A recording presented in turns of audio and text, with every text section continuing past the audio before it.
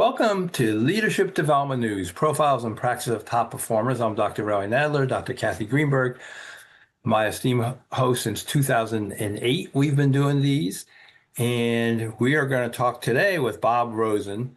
His brand new book, Detach, Ditch Your Baggage to Live a More Fulfilling Life. So we're going to be talking about attachment and what are the things that we are attached to. He's also going to give us some strategies to detach. And so we're really excited to bring him on. And Kathy, welcome. Hi, Raleigh. Today's going to be, I think, a really animated show because Bob is he's definitely someone that I have looked to in my career when we started Happy Companies, Healthy People way back in Hey. 2005 with Dr. Dan Baker out at the Canyon Ranch. I'm really excited to have him on the show today. Before we jump into our conversation with Bob, I think everybody would love to know about what's going on in the world around emotional intelligence, really. And I think that's an area where you and I have definitely seen some changes in the past year. Maybe you can start there. Yeah, and then feel free to chime in. And Bob, I'm sure you're well aware of all the emotional intelligence stuff that we use kind of as a frame. And why do we use it? It's very research evidence based. What are top leaders have more of? It's more around emotional intelligence. They're probably aware of what they need to detach from.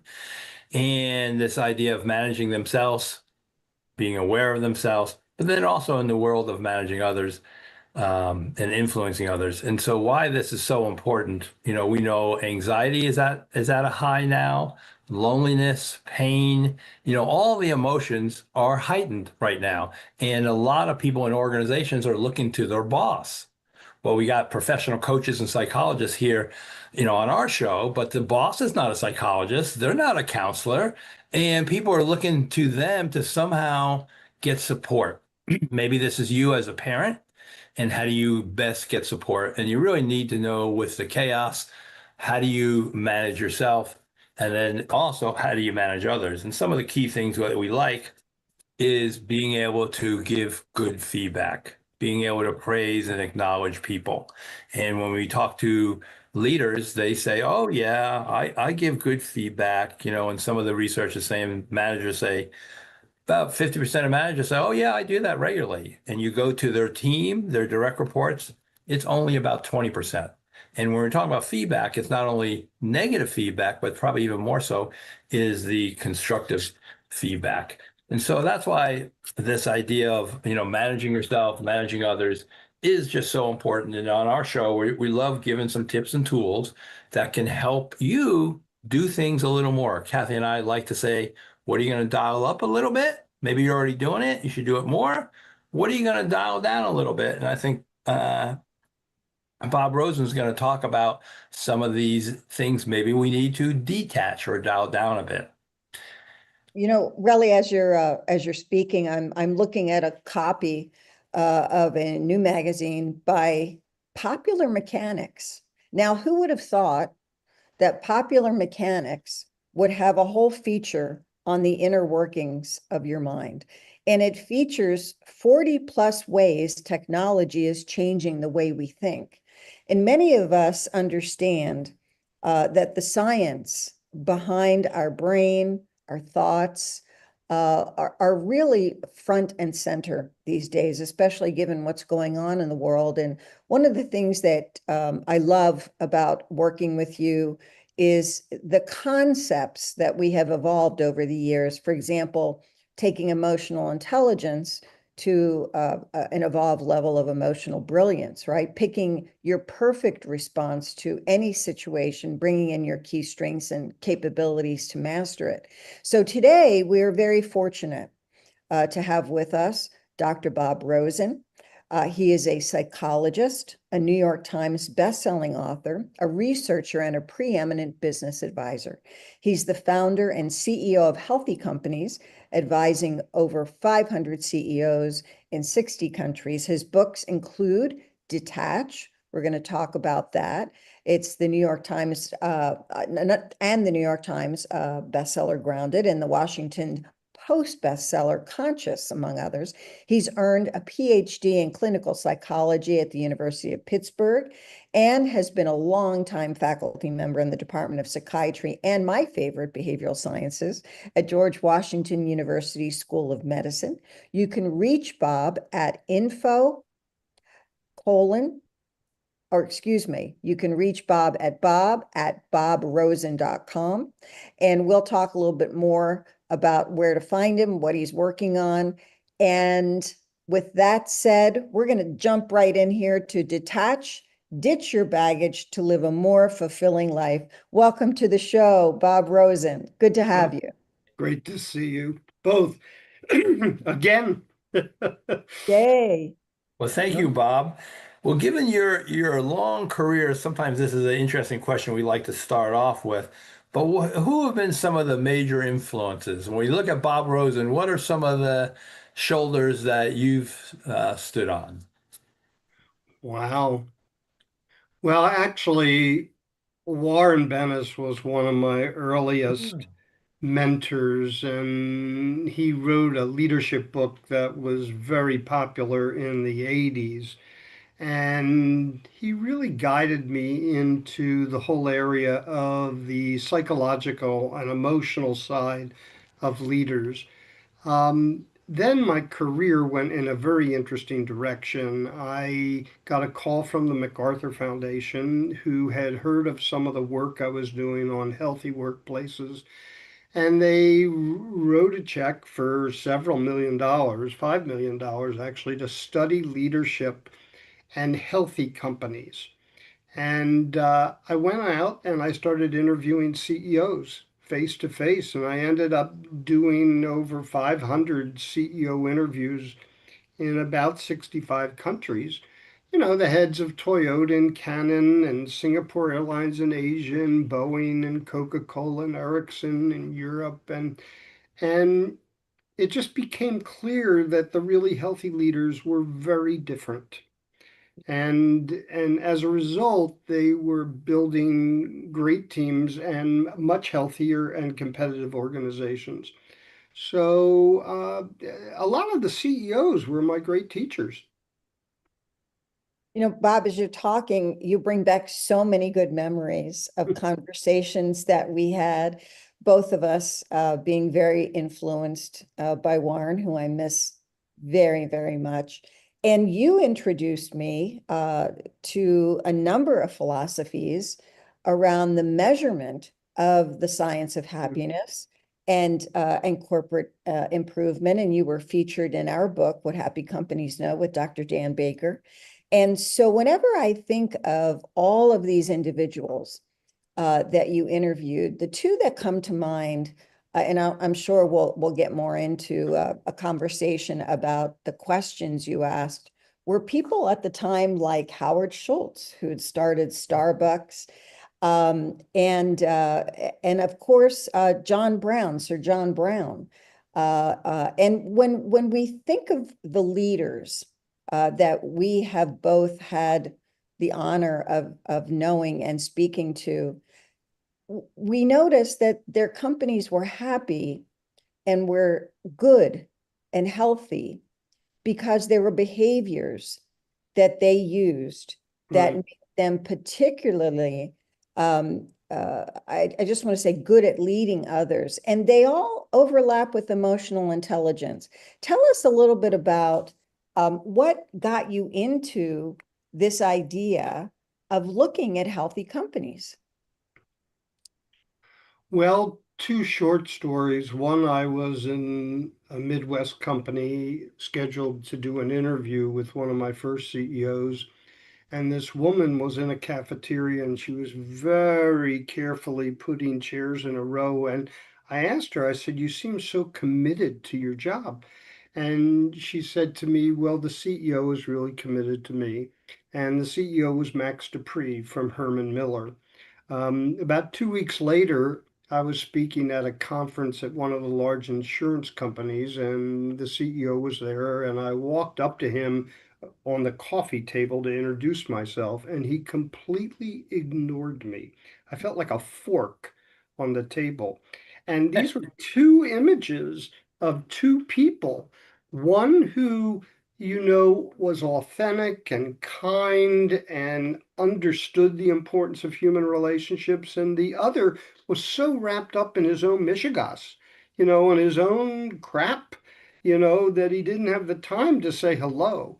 And that got me really interested in the differences between them. And one of the things that's really clear is that the best leaders, at least from my humble experience, are deeply self-aware and committed to their own development.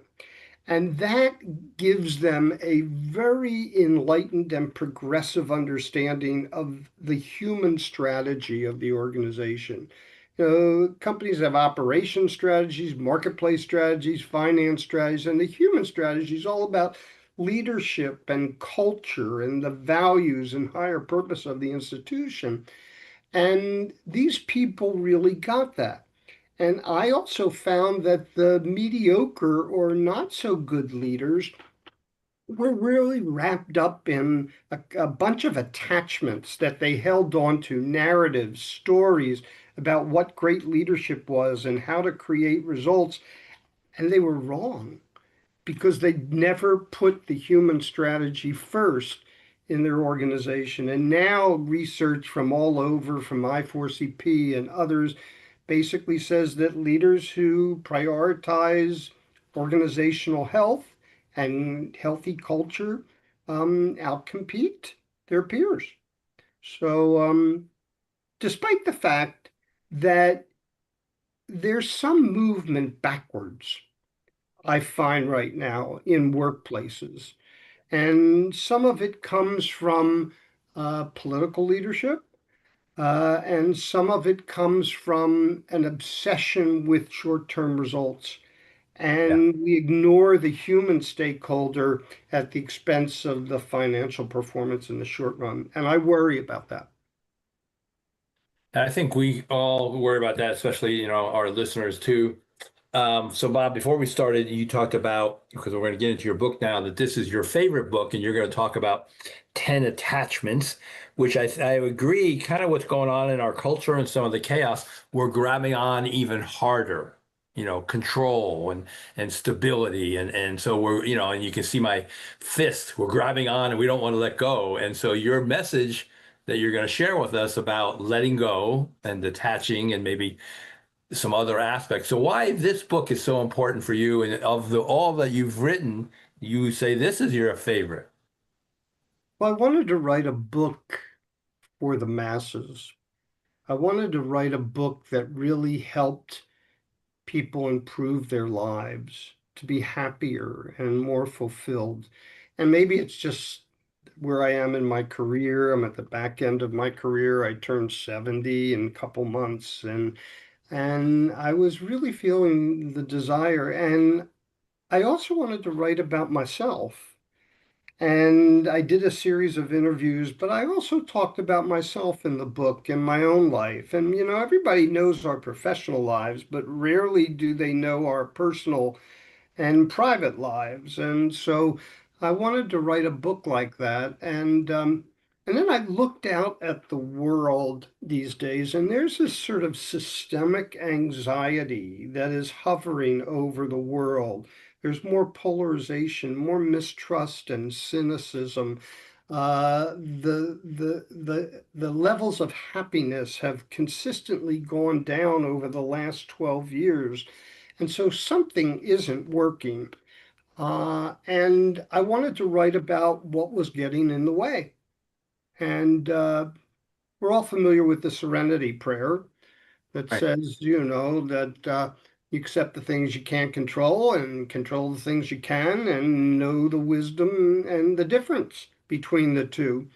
And I think the Buddhists and the Asians have taught us well about the fact that uncertainty is reality and stability is an illusion. So I think we become better able at thriving in uncertainty. But what we haven't quite done is recognize how much control we have over our own mind to make a difference in our lives. And that's what really a detach is. It's really about consciously becoming aware of those attachments, those narratives, those stories that we tell ourselves that hold us back, that undermine our best selves. And we all carry them with us, and we have a different amount of those attachments. So that's really what the book is about. It's about these 10 attachments that create havoc in our lives and how we can get over them. And Yep, beautiful. And I think one of the things that you and I have always had a passion for is being able to give people a way to measure those things. mhm, And I think that's the beauty of this idea of these 10 attachments. You know, you said something very powerful, Bob, as you often do. We're not many years apart, and I've always cherished your advice. You know, people forget that happiness has a model, right? There's 50% what we're born with, right, uh, our genetics. And we know that Dr. Antoine Aid over at Cambridge is busy now looking at the DNA of many of us in the work world mm, and looking at what we have a genetic proclivity for making us happy. You know, what jobs are going to make us happy, which is fantastic. And when we look at the measure and we put aside that 50%, we know that the other bubble, the other 50% is made up of 40% of habits of mind and body. right, And the other 10% is really situational, right? It's the market conditions. It's the price of gas. It's whether we're healthy, right? We couldn't control COVID. We tried. We are now looking at, God forbid, a measles epidemic. People are always going to have that 10% of situational, I'll just say, uncontrol.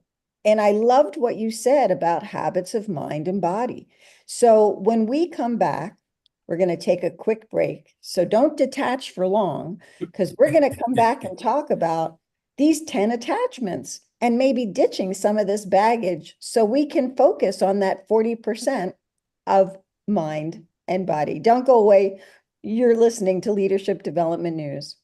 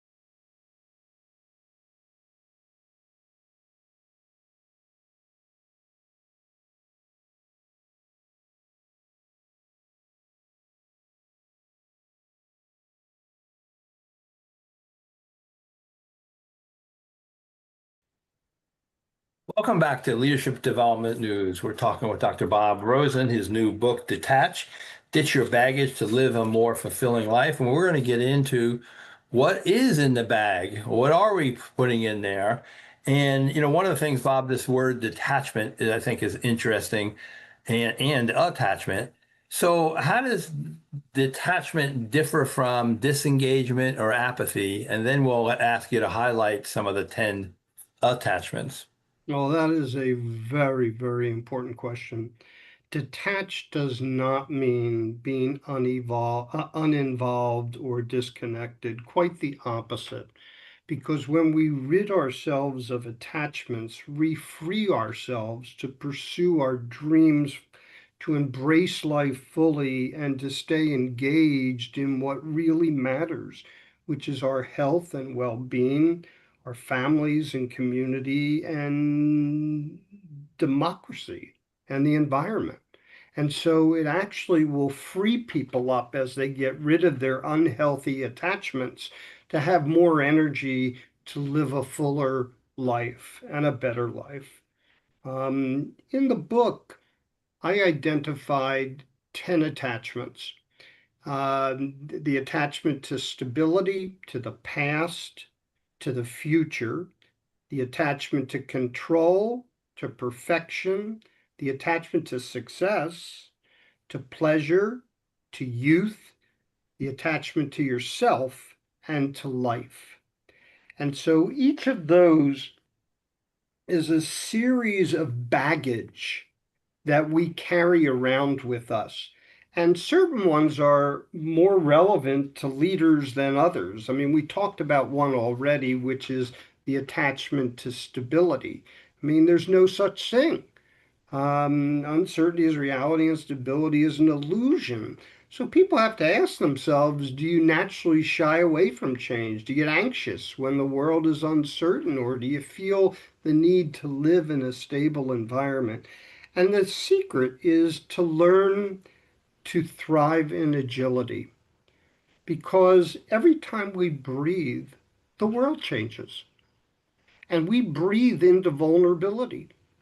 And so we are always vulnerable, but we're uncomfortable with that state, uncomfortable with vulnerability, uncomfortable with the fact that our imperfections are human nature. And so changing your relationship to change is very, very important. Change doesn't happen to you, it happens for you. And your goal is to figure out what you need to do in response to what's showing up for you. And that's a big shift for a lot of leaders. Another big shift for leaders is the attachment to control and perfection. I mean, we're basically taught to master our environment and to influence people and to take control over our lives. But what happens is we start to try to control the uncontrollable, and that gets in the way. And so, and related to that, the flip side is that many leaders are attached to perfection. They are attached to flawless performance in an idealized way, and they avoid mistakes and weaknesses at all costs. But that doesn't work because it carries a lot of anxiety, and it also isn't the natural state of people. So control and perfection are two attachments. Um, One that I find really interesting is the attachment to success. Because when our need for success turns into a compulsive need for achievement, we've got a problem. Because we are looking outside ourselves for standards of performance rather than defining success inside ourselves. And a lot of leaders get caught up in this attachment to success, and it becomes real problematic. And it raises the issue of, are you living your life in scarcity, or are you living your life in abundance? I ask the question all the time. I gave a speech a couple weeks ago, and I put a digital question on the screen, may have been 400 people in the audience. Do you need to be successful to be happy? And do you know that I would say 350 people said 8, 9, or 10, absolutely. Well, what does that say about us? We're so shackled by our visions of success that we're not happy. And a lot of Right. people struggle with that. Yeah. Yeah. Was Oh, go ahead, Relly. I was I just, was just going to say, and then I'll hand it off to you. And how unrealistic is that metric for people? And then what do Absolutely. they do with it? Yeah, go ahead, Kat. yeah, I just want to resonate with both of you. One of my deepest affections, as you know, Relly, has been Father Michael Mannion, who should really be a bishop, but who's turned down the title many times. A Monsignor who is a chaplain for law enforcement and the FBI, and worked for Mother Teresa for 28 years. And so he and I remember when we went to the canonization of Mother Teresa, he coined something which to me is so profound. And Bob, I'd love your feedback on this. He said, why are we living in this shadow of success and not living in the light of our significance? So important. It's so important. And it raises another issue, and that is that I think a lot of people feel that the goal of life is to be happy. And I don't feel that way. I feel the goal of life is to live life fully. And life has births, growth, loss, and death. And it repeats itself in terms of our philosophies about life, our relationship to nature, relationships that we have, projects that we invest in business, products that go through that life cycle. And so we're not taught about the cycles of life, and we get tripped up believing that we're supposed to be happy all the time. And that is not what life is. And so people get hijacked by their more difficult emotions, and we know what they are, rather than spending more time in their positive emotions, hope and faith and love and empathy and gratitude is huge here. You know, um, uh, I believe that for many people, not everybody, but for many people, they have what they need right now. But they don't embrace that. And there's a constant gap between their ideal self and their real self. And so people are always striving to Yeah. have more and better. And I'll tell you a quick story. Uh, Early in my career, I wanted to buy a Mercedes. Okay. And I turned to my husband of 42 years and I said, Jay, I want to buy a Mercedes. And he says, well, are you buying it for the social status? And I said, oh, no, no, it's because of the safety record and this and that. And he said, so why don't you do this? Take that little insignia off of the front of the car for a year and drive it, and then tell me how much you enjoyed it. And he was absolutely right. We do things to compare ourselves to other people. And nothing's wrong with that. It's just that you can't get trapped in it. Yeah. Well, we Because know, right? The comparison game, some Yeah. point is we're going to lose that comparison game, Right. right?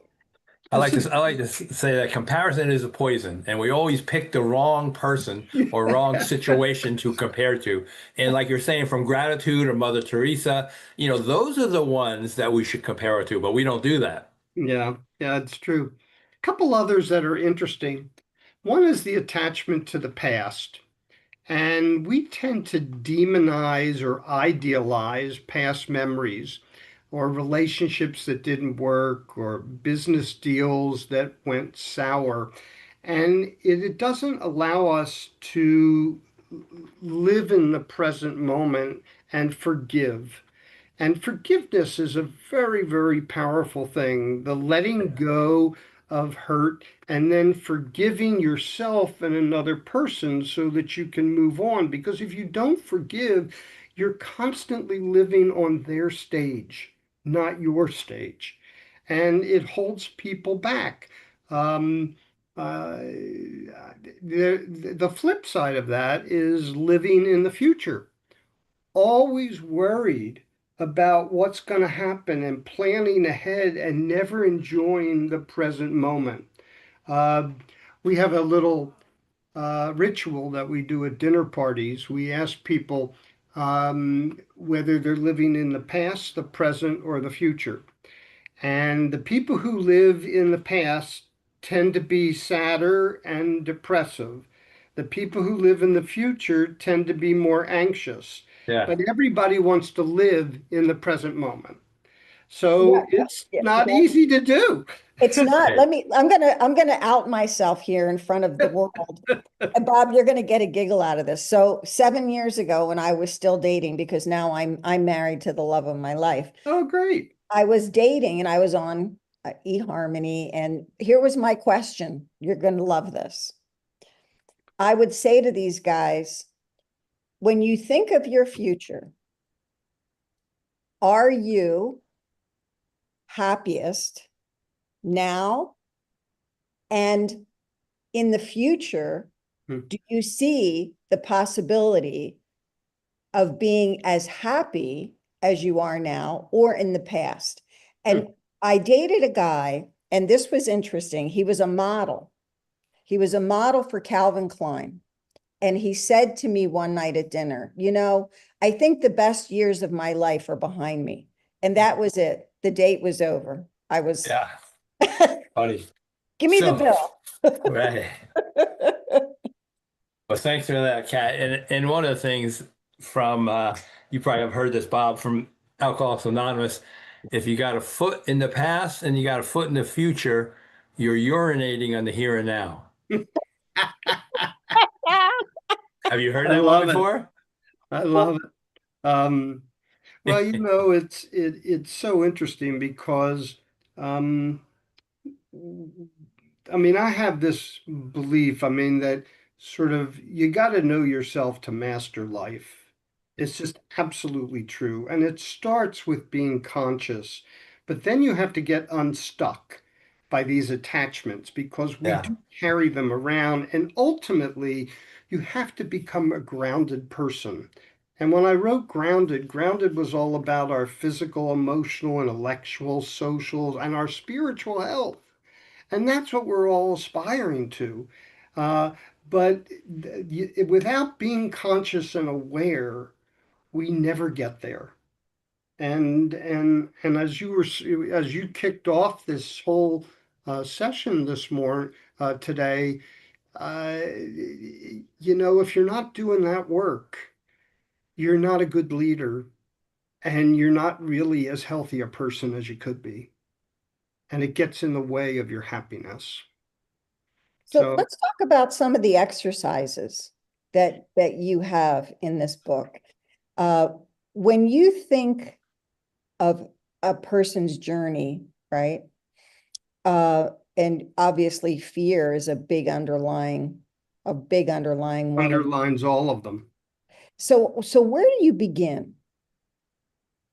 Well, that's a good question. I begin with awareness. You have to get in touch with your internal experience. How are you thinking and feeling?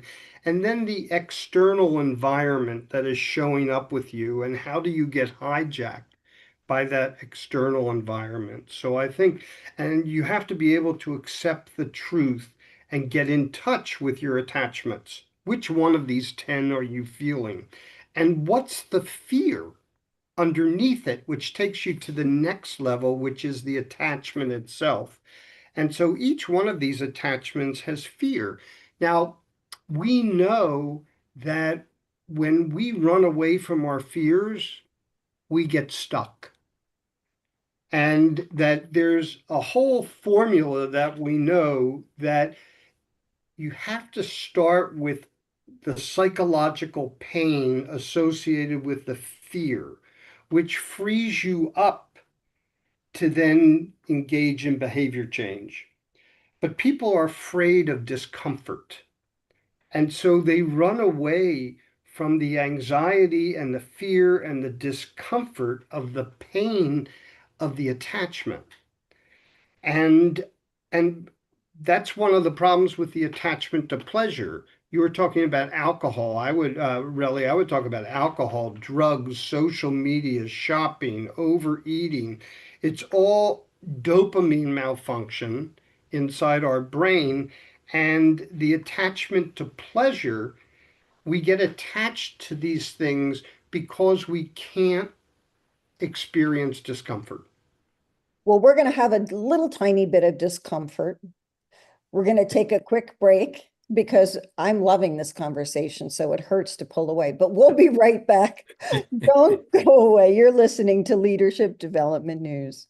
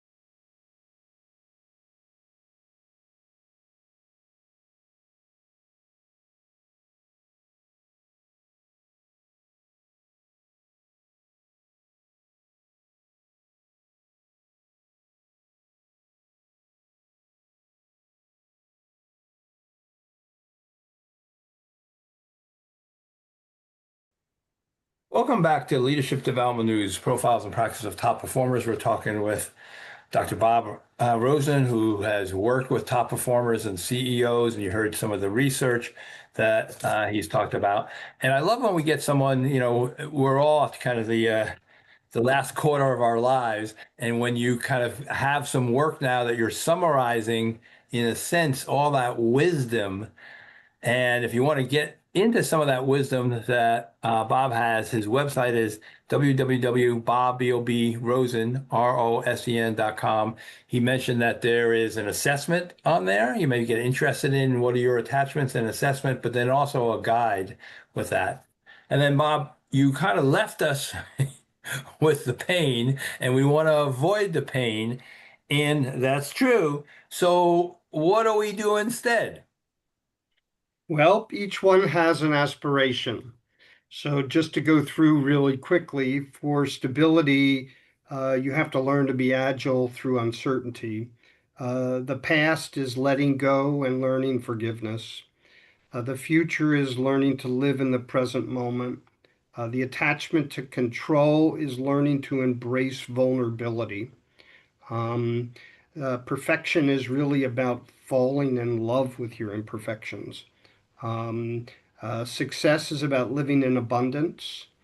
The attachment to pleasure is getting comfortable being uncomfortable and surrendering to the pain. The attachment to youth is to age gracefully, which I'll talk about in a second. The attachment to yourself is to love generously, because most people who are attached to themselves are fearful of intimacy and connection. And so they really have to learn how to love generously. And then the attachment to life is to live each day with gratitude. So it's not rocket science, but it's very, very important that we remember these 10 things. Now, I want to come back to one of the attachments that we didn't talk about, which is the attachment to youth. This is a really, really interesting one because young people experience the attachment to youth differently in the sense that people between 20 and 35 are by far the most stressed out generation of all the generations today. Uh, and they struggle with, their dependence on family and their freedom, financial freedom, career freedom, pursuing the quality of life that they want.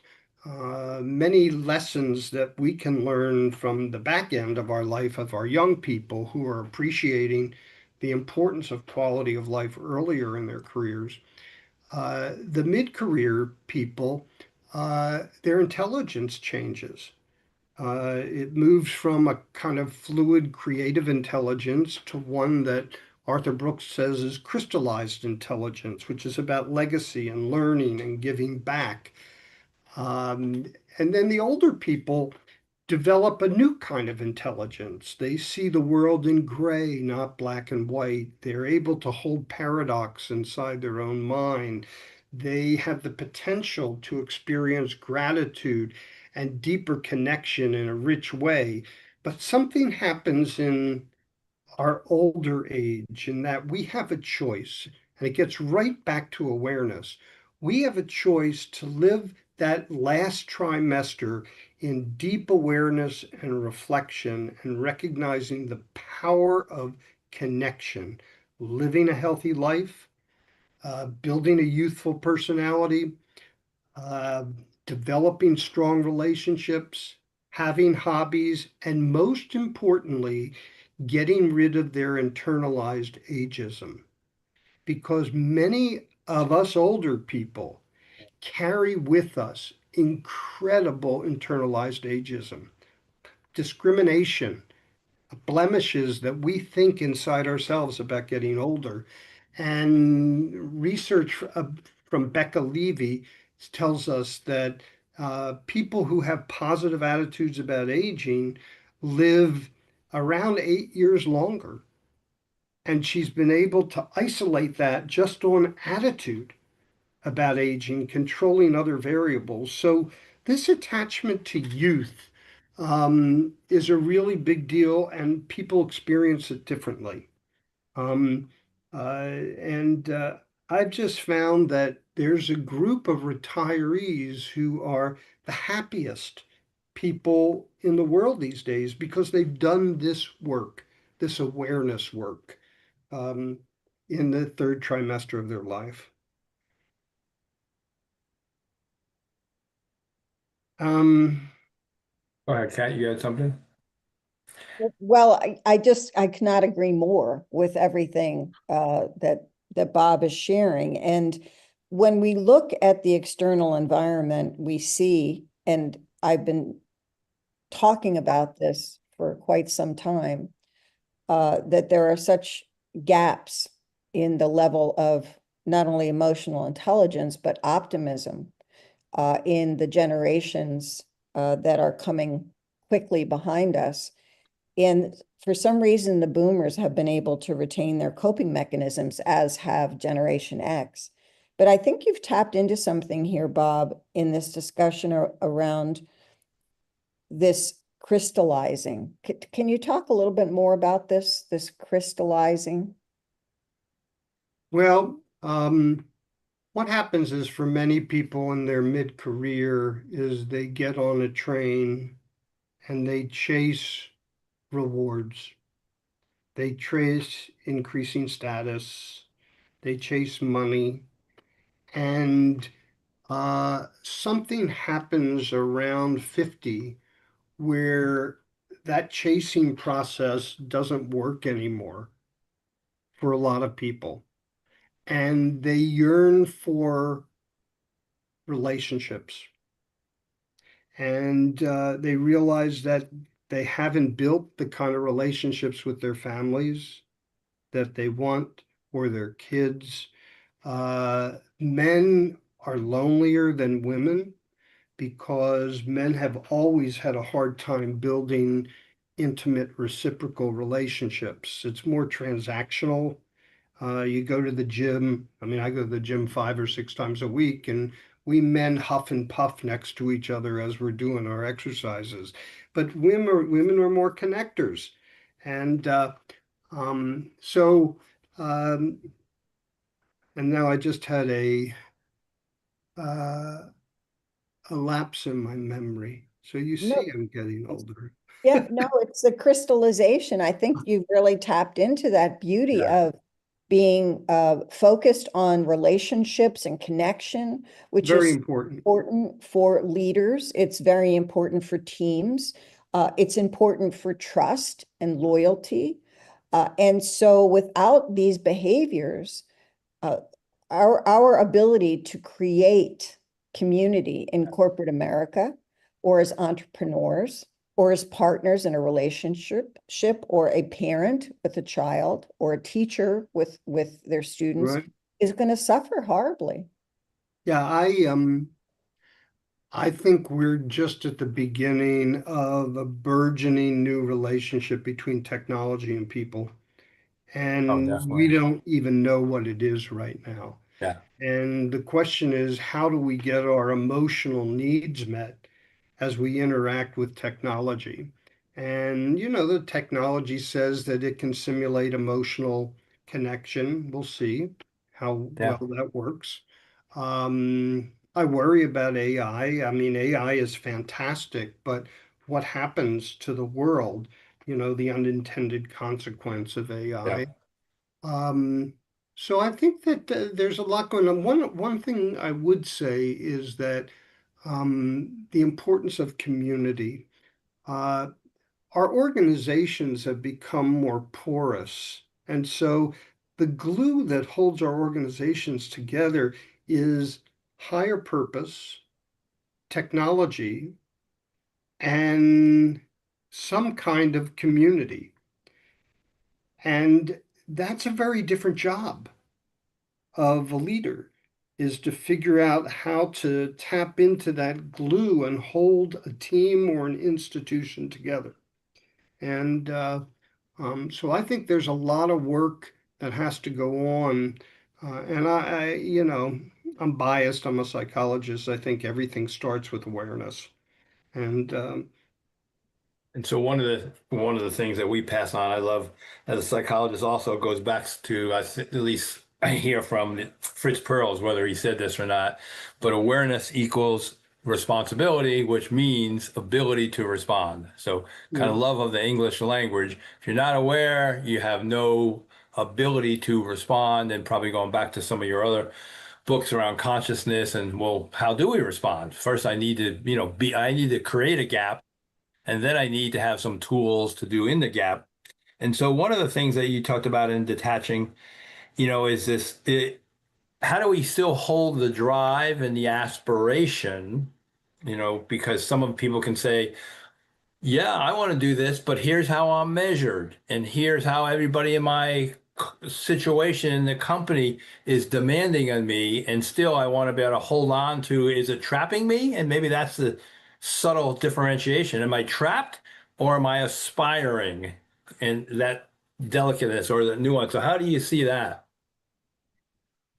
well, I think that that's why I wrote the book where it has attachments on one side and aspirations on the other, because and it reflects the different contributions of Eastern and Western psychology. I Yeah. mean, Eastern psychology has taught us a great deal about impermanence, uncertainty, and attachments, and the importance of detaching. Western psychology has taught us a lot about positive thinking, optimism, goal setting, dreams, higher standards. And what I tried to do in Detach is to bridge those two psychologies so we understand both sides of the equation. Because in some ways, if we only pursue the Western psychology, there is a potential to lose yourself in the process, to be successful and unfulfilled. That's why I love the expression thriving with joy, because there's a lot of people who are thriving and they're not joyful. Mm. And there are a lot of people who are joyful, but they're not thriving. And I think the best case is for you to do both. Well, wouldn't that be nice if we could all make that conscious choice through awareness and be able to distinguish Yeah. between those aspirations and those attachments and meaningfully step into just temporary discomfort to come out on the Exactly. other side a more whole, happy, healthy person.